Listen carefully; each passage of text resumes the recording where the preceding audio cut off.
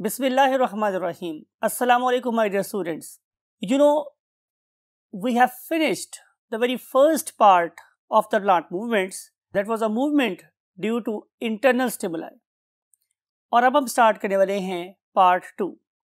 और पार्ट 2 में हम जिन मूवमेंट्स की बात करेंगे वो डिपेंड करती हैं एक्सटर्नल स्टिमुलाई पर. आइए देखते हैं कि एक्सटर्नल स्टिमुलाई कितनी टाइप्स के हो सकते हैं और उससे कौन कौन सी मूवमेंट्स हो सकती हैं और उन पर्टिकुलर मूवमेंट्स के होने की लॉजिक या रीज़न क्या है.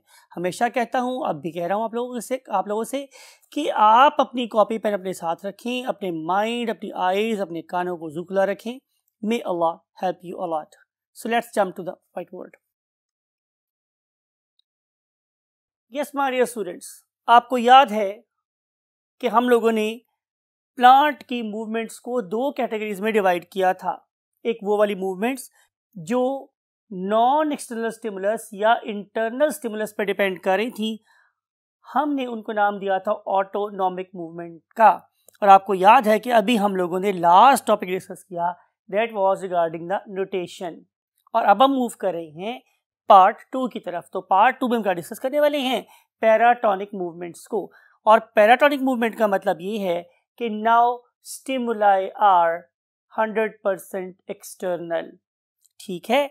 और इसकी हमने 2 टाइप्स को पढ़ना है. एक का नाम है ट्रॉपिक मूवमेंट्स और दूसरे का नाम है नास्टिक मूवमेंट्स. अगर स्टिमुलस एक्सटर्नल है तो उसकी मेरे पास 2 चांसेस हैं. या तो स्टिमुलस डायरेक्शनल होगा और या फिर वो नॉन डायरेक्शनल होगा. अगर स्टिमुलस एक्सटर्नल है और डायरेक्शनल है तो हम उसे बोलते हैं ट्रॉपिक मूवमेंट.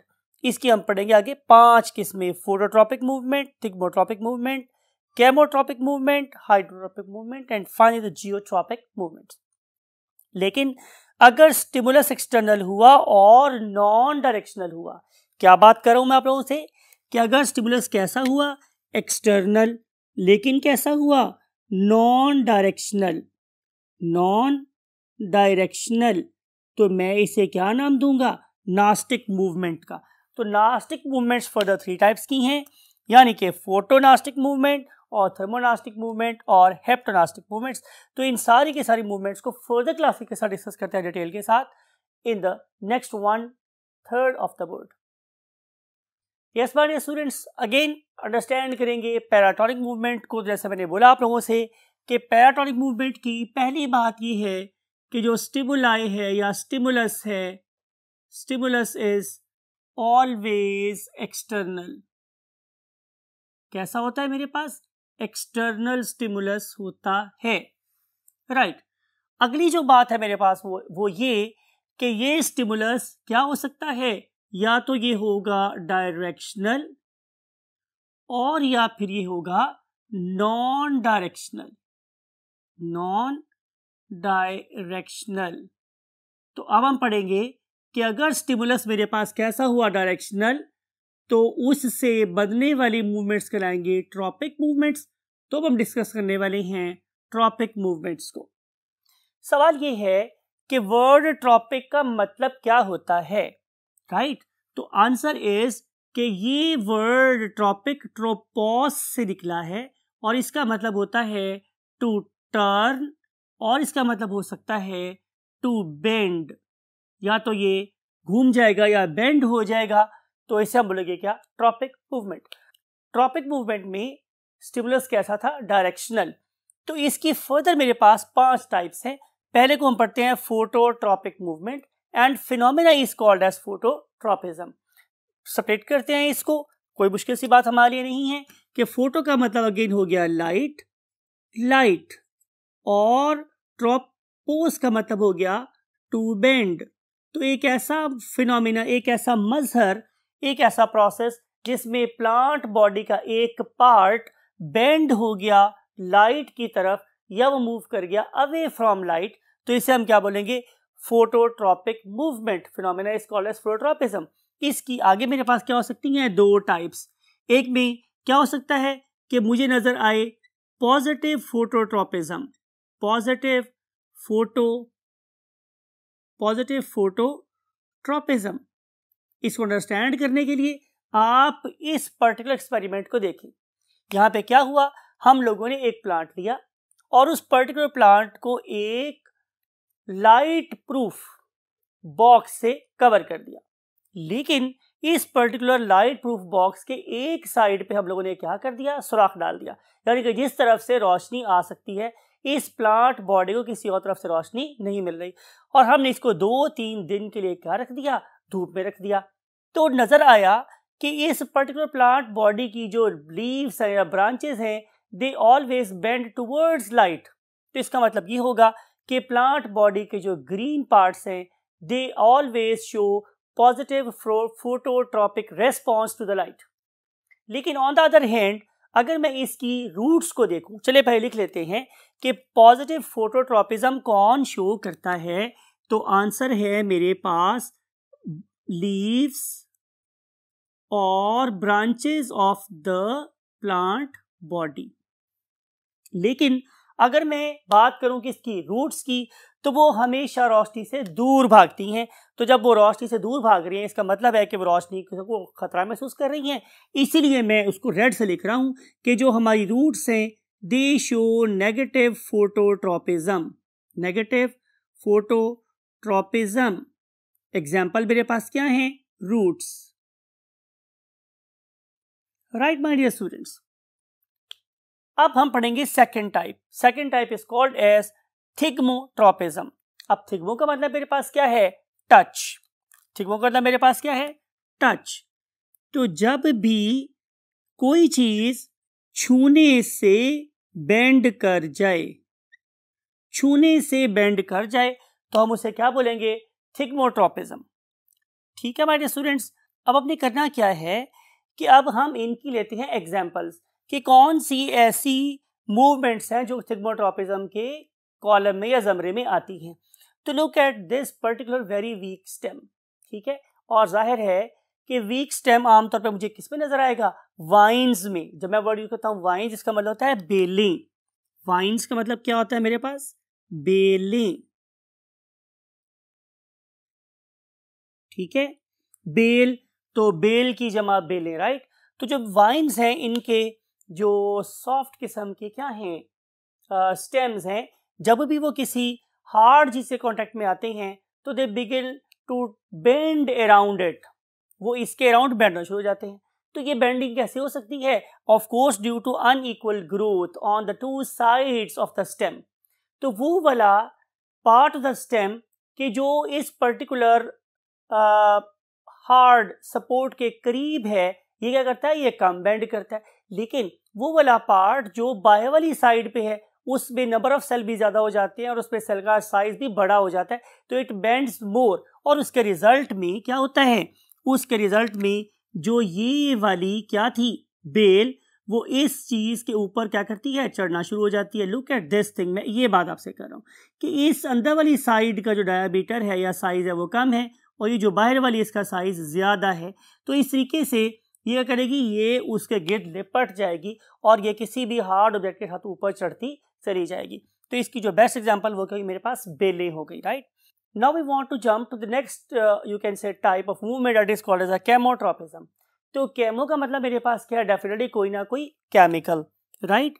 तो अगर मेरे पास कोई केमिकल है और ये वाला केमिकल क्या कर रहा है, किसी बेंडिंग की वजह बन रहा है, तो मैं इसे क्या बोलूंगा, जाहिर है केमोट्रॉपिक मूवमेंट। याद रखने वाली बात ये है कि ये सारी की सारी मूवमेंट ये ग्रोथ मूवमेंट्स ही हैं, यानी कि growth of the stems towards light, ये क्या है, पॉजिटिव फोटोट्रॉपिज्म।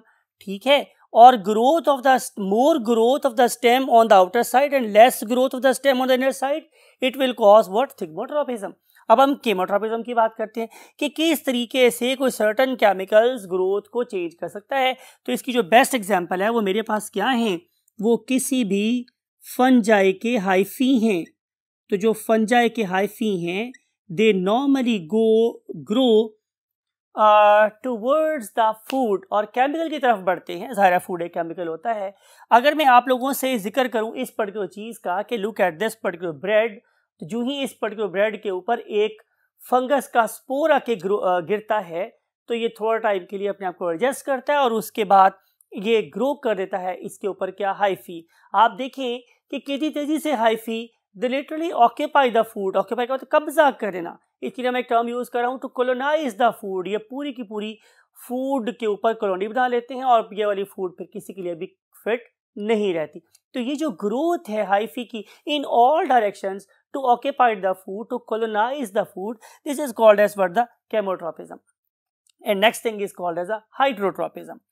हाइड्रोट्रोपिज्म का मतलब ये है कि अब प्लांट का कोई पार्ट ग्रो करेगा टुवर्ड्स द वाटर। आपका क्या ख्याल है कि क्या स्टेम ऐसा करते हैं? तो आंसर इज नो। तो यहाँ पे हाइड्रो का मतलब हुआ मेरे पास क्या, वाटर, और ट्रोपिज्म का मतलब हुआ टू बेंड और सिंपली टू ग्रो।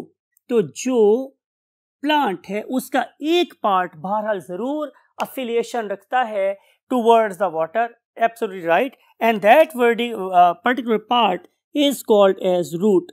तो रूट्स जो होती हैं they always grow towards water. तो इसकी मूवमेंट को मैं क्या नाम दूंगा, पॉजिटिव हाइड्रोट्रोपिक मूवमेंट, बिकॉज के this particular root show affiliation for water. Last one is called a geotropism. So you know very well, geometry is a measurement of the earth and geology study of the earth. तो इसका मतलब ये होगा कि जब भी हम जियो की बात करेंगे तो इससे मुराद होगी मेरे पास क्या, अपना favourite living place that is called as a earth. तो हमारी जो अर्थ है ये डिफरेंट चीज़ों को क्या करती है, अपनी तरफ खींचती है, that is called as of course geological force. तो इस जियोलॉजिकल फोर्स को जो रिस्पॉन्ड करने वाली चीज़ है उसका नाम क्या है मेरे पास, अगेन रूट्स। तो रूट्स को ग्रो करवाने में डेफिनेटली किसका हाथ है, अर्थ का। तो जो रूट्स हैं they always grow towards the earth, लेकिन अगर मैं इन पर्टिकुलर लीव्स को देखूं तो they always grow away from earth. तो इसका मतलब ये होगा कि leaves and branches and the stem they show negative geotropism, लेकिन जब मैं रूट्स की बात करता हूं तो roots always show positive geotropism. अब ऐसा करते हैं कि हम रूट और स्टेम के बिहेवियर को इकट्ठा देखते हैं, तो मुझे क्या पता चलेगा कि जो लीव्स हैं they show positive phototropism and negative geotropism, लेकिन जब मैं रूट्स की बात करूंगा तो दे show positive geotropism and negative phototropism. तो ये सारी की सारी फोर्सेस आपस में मिलके प्लांट की ग्रोथ को क्या कर रही होती है, फैसिलिटेट कर रही होती है। अब इस पर्टिकुलर चीज को शो करने के लिए, जियोट्रोपिज्म के इफेक्ट को शो करने के लिए हम लोगों ने एक एक्सपेरिमेंट किया। आइए देखते हैं कि वो एक्सपेरिमेंट हम लोग कैसे करते हैं। Look at this my dear students, हमने क्या किया हुआ है, हमने एक पेट्री डिश ली है, उस पेट्री डिश के अंदर मैंने 4 क्या किए हैं, सीड्स लिए हैं, और इन सब सीड्स का जो पॉइंटेड एंड है वो मैंने एक ही तरफ रखा हुआ है, राइट, और जो राउंडेड एंड्स है वो मैंने सबके बाहर की तरफ रखे हुए हैं, राइट। तो फिर मैंने क्या किया, मैंने उसके ऊपर एक पेपर रखा और उसके ऊपर मैंने कॉटन रख के उस पर पानी लगाया, और उसके बाद पेट्री प्लेट का सेकेंड हाफ उसके ऊपर रखा, और इससे मैंने वर्टिकल वे में स्टैंड में बांध दिया। कुछ अरसे के बाद क्या हुआ, ये जो आपको नजर आ रहा है कि मैंने ये देखा कि मेरे पास जो सीड्स थे वो इस डायरेक्शन में पड़े हुए थे, या फिर वो इस डायरेक्शन में पड़े हुए थे फॉर एग्जांपल, या फिर जो सीड था वो इस डायरेक्शन में पड़ा हुआ था, और या फिर सीड इस डायरेक्शन में पड़ा हुआ था। Fourth one, look at this. तो मैंने 4 डिफरेंट डायरेक्शन में सीड को ग्रो करवाया। तो मैंने क्या देखा कि चारों सीड की हालांकि डायरेक्शन कैसी है, डिफरेंट है, लेकिन सब की जड़ हमेशा जमीन की तरफ ही ग्रो की। सब की जो जड़ है वो हमेशा जमीन की तरफ ही ग्रो की। Look at this, look at this, सीधा। तो आपको पता है, आप पढ़े लिखे बच्चे हैं, कि जो मेरे पास सीड है उसका वो वाला पार्ट जिससे रूट बनती है उसे हम बोलते हैं रेडिकल। तो रेडिकल जब भी ग्रो करेगा रूट हमेशा जमीन की तरफ ही ग्रो करेगी, ठीक है। लेकिन अगर मैं बात करता हूं किसकी, स्टेम की, तो स्टेम हमेशा टुवर्ड्स लाइट ही ग्रो करता है, something like it, you can see right. तो इससे मुझे पता चल गया कि स्टेम हमेशा पॉजिटिव फोटोट्रोपिज्म और नेगेटिव जियोट्रॉपिज्म शो करती हैं, जबकि रूट्स हमेशा negative phototropism and positive geotropism show करती हैं, right. Now we want to move the last thing that is called the nastic movement. आपको पता है यहाँ पे डायरेक्शनल ऑल दो स्टिमुलस है, लेकिन डायरेक्शनल कैसा, लेकिन स्टिमुलस कैसा है, नॉन डायरेक्शनल। दो बातें लिखेंगे, एक्सटर्नल और दूसरी बात लिखूंगा नॉन डायरेक्शनल, और तीसरी बात क्या लिखूंगा, part of the plant body. ये वाली चीज भी पार्ट ऑफ प्लांट बॉडी के अंदर हो रही होती है। इसकी फर्दर हमारे पास दो टाइप्स है, एक को हम क्या बोलते हैं, निक्टिनास्टिक मूवमेंट, और दूसरे को हम नाम देते हैं हेप्टोनास्टिक मूवमेंट, राइट। तो जो मेरे पास निक्टिनास्टिक मूवमेंट है, इसकी फर्दर दो टाइप्स होती है, हम क्या बोलते हैं, फोटोनास्टी, दूसरे का नाम क्या है, thermonasty. Now we want to differentiate between the two. यहाँ पे हमने बात की कि नास्टिक मूवमेंट में डायरेक्शन नहीं होती, लेकिन लाइट, ये क्या बात हुई भाई, हम बात तो रोशनी की कर रहे हैं, लेकिन हम उसी डायरेक्शन की बात ही नहीं कर रहे। तो आंसर मेरे पास ये है कि रोशनी का हम एक और बड़ा इंपॉर्टेंट एट्रीब्यूट भूल रहे हैं, और वो क्या है मेरे पास, लाइट की इंटेंसिटी। लाइट की क्या स्टूडेंट्स, इंटेंसिटी। आपको पता है कि अगर हम अपने प्यारे पाकिस्तान की बात करें तो हमारे पास दो बड़े एक्सट्रीम मौसम मिलते हैं, सर्दियों वाले और गर्मियों वाले। तो अगर हम लोग गर्मियों की बात करें तो गर्मियों में सन ज़्यादा देर चमकता है, और अगर हम सर्दियों की बात करें तो ज़ाहिर है सन कम देर के लिए चमकता है। तो जब हम बात करेंगे उन फूलों की कि जो गर्मियों में खिलते हैं, तो वो क्यों खिलते हैं गर्मियों में, बिकॉज कि उन्हें ज़्यादा लंबे अरसे तक क्या चाहिए थी, लाइट चाहिए थी। तो हम उन्हें क्या बोलते हैं, लॉन्ग डे प्लांट्स, या हम उन्हें एक नाम और दे सकते हैं, शॉर्ट नाइट प्लांट्स, यानी कि उनका जो डार्क पीरियड है वो छोटा होता है। लेकिन ऑन द अदर हैंड अगर मैं उन फूलों की बात करूँ जो सर्दियों में खिलते हैं, तो उन्हें हम बोलते हैं शॉर्ट डे प्लांट्स, यानी कि वो उन्हें अगर रोशनी कम देर के लिए भी अवेलेबल हो तो भी वो क्या करेंगे, खिल जाएंगे। या आप उन्हें ये कह दो कि वो लॉन्ग नाइट प्लांट्स होते हैं, उन्हें ज़्यादा देर तक अंधेरा मिलेगा तो वो ग्रो करेंगे, वट एवर द केस में भी। लेकिन हम कहना ये चाह रहे हैं कि यहाँ पे रोशनी की ड्यूरेशन, यानी कि कितनी देर तक रोशनी प्लांट को मिली है, उस पे इन्हिसार होता है फूलों के खिलने का। तो फूलों के खिलने का ये मजहर, ये प्रोसेस क्या कहलाता है, photonasty. Other thing is called thermonasty. You know कि जब भी सन हमारे पास चमकता है तो उससे हमें दो चीजें मिलती हैं, एक को क्या बोलते हैं लाइट, दूसरे को क्या बोलते हैं हीट। अब हम जिस एट्रीब्यूट की बात कर रहे हैं that is called as the heat. हम एग्जांपल ले रहे हैं इन टुलिप्स की। तो आप देख रहे हैं कि जब हमारे पास सन निकलता है तो ये टुलिप्स क्या करते हैं, खिल जाते हैं, और जब हमारे पास सन सेट हो जाता है टुलिप्स कर जाते हैं, बंद हो जाते हैं। अब इसी का रीज़न है, इस रीज़न ये है कि इन पर्टिकुलर कलियों को या फूल की पत्तियों को खिलने के लिए क्या चाहिए थी, हीट चाहिए थी। तो जब ऑप्टिमम अमाउंट में एनर्जी इनके पास अवेलेबल होती है तो इनके एंजाइम एक्टिवेट हो जाते हैं, एनर्जी जनरेट होना शुरू हो जाती है। तो वो एनर्जी अवेलेबल होती है जो इनकी पत्तियों को खोल के रखे। लेकिन जो ही सनसेट होता है तो उन एंजाइम को जो इसको एनर्जी प्रोवाइड कर रहे थे, खुद एक्टिविटी की एनर्जी नहीं मिलती, एंजाइम लो लेवल पे चले जाते हैं और ये वाली पत्तियां भी बंद हो जाती हैं। तो this is called as what, thermonasty. Now we want to see the last thing, and last thing is called as a haptonasty. Hapto का मतलब मेरे पास ये है कि कोई लिविंग ऑर्गेनिज्म जब किसी चीज के ऊपर आके बैठता है तो उसकी दो तीन चीजें इस पर्टिकुलर चीज को क्या करेंगी, स्टिमुलेट करेंगी कि वो कोई ना कोई मूवमेंट शो करे। Best example is Venus flytrap और द पिचर प्लांट, ठीक है, या हम ड्रोसोफिला फ्लावर की बात करें। तो इन सारे के सारे केसेस में मेरे पास क्या है कि जो ही कोई चीज़ आके इस पे बैठती है तो एक वाइब्रेशन होती है, राइट। वो पर्टिकुलर वाइब्रेशन क्या करेगी, वो इस पर्टिकुलर फ्लावर के लिए स्टिमुलस का काम करेगी, और ये वाला स्टिमुलस क्या करेगा, फ्लावर को बंद करवा देगा। For example look at this very video. आपको नजर आ रहा है कि जो ही एक फ्लाई या एक टोड या ऐसा कोई और शिकार इस वीनस फ्लाईट्रैप के ऊपर आके बैठता है तो एक वाइब्रेशन प्रोड्यूस होती है। उस पर्टिकुलर वाइब्रेशन के रिजल्ट में लुक एट दिस कि कितनी जल्दी से ये अपने लीव्स के दो पार्ट्स को ब्लॉक कर लेता है, और फिर इस कैट से कोई भी एनिमल क्या नहीं हो सकता, एस्केप नहीं हो सकता।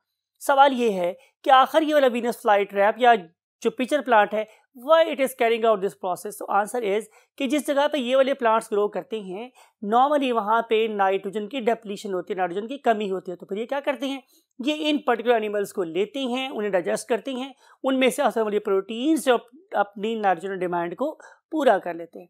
क्या हमारी ये बात सही है? इसको प्रूव करने के लिए हमने एक्सपेरिमेंट किया। हम लोगों ने वीनस फ्लाई ट्रैप के ऊपर अपनी एक ग्लास रॉड से क्या की वाइब्रेशन प्रोड्यूस की। तो आप देख रहे हैं इस वीडियो में कि उस पर्टिकुलर वाइब्रेशन के रिजल्ट में जो वीनस फ्लाई ट्रैप अपने आप को बंद कर लेता है।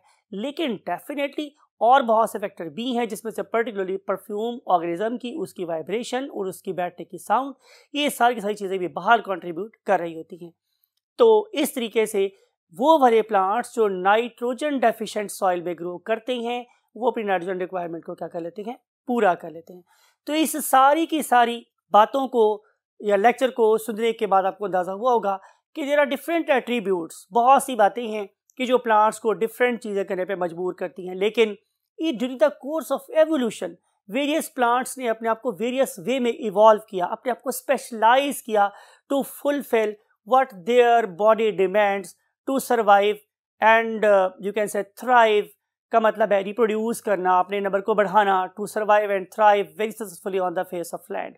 अगर आपको निगाह बिना दी गई है तो आप डेफिनेटली उन चीज़ों से भी कलाम कर सकते हैं जो आपसे हम कलाम नहीं होती, bye means of certain very excellent thinking brain and research. मेरी ख्वाहिश ये है कि आप भी जब बड़े हों तो आप भी वो निगाह बीना पैदा करें जो आप लोगों को उन चीज़ों से हम कलाम होने की सलाहियत दे जो कि आपसे हम कलाम नहीं हो सकती। इस दुआ के साथ आई वांट टू से यू अल्लाह हाफ़िज़।